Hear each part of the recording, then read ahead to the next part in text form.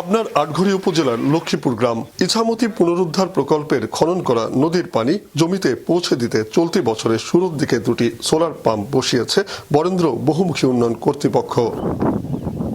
সরেজমিন গিয়ে দেখা গেল চালুর আগেই পরিত্যক্ত হয়ে পড়েছে সেচ পাম্পগুলো, চুরি হয়ে গেছে সৌর প্যানেল, ব্যাটারি, তার সহ পাম্পের মূল্যবান যন্ত্রাংশ।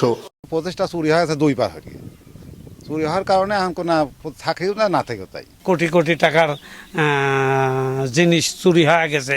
এই যে তার, ব্যাটারি, বিভিন্ন জিনিস প্রকারের জিনিস চুরি হয়ে গেছে।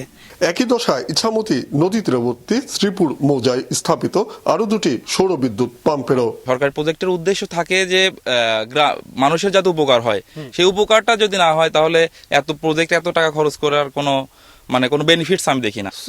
চলিয়ে যায় আর এইভাবেই পড়ে থাকে, কোনো তো আর লাইনও পায় নাই, কাজও হয় নাই। এ দুরবস্থার জন্য প্রকল্পের স্থান নির্বাচনকে দায়ী করছেন কৃষকরা।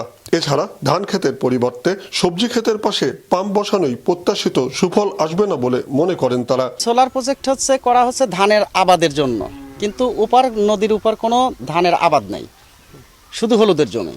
এই মাঠে হলুদ, মরিচ, বেগুন এইটাই আছে, এই সবজিটাই থাকে পুরা বছর। এই সোলার আমার কোনো কাজে লাগে না।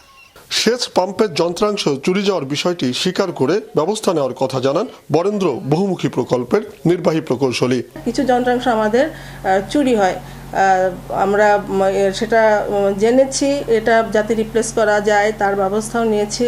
এ বিষয়ে সমস্ত ডিপার্টমেন্ট আমরা কাজ করে যাচ্ছি।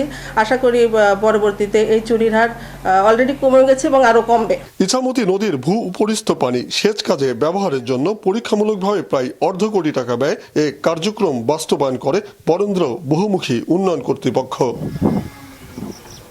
উৎপল মির্জা, মাছরাঙা সংবাদ, পাবনা।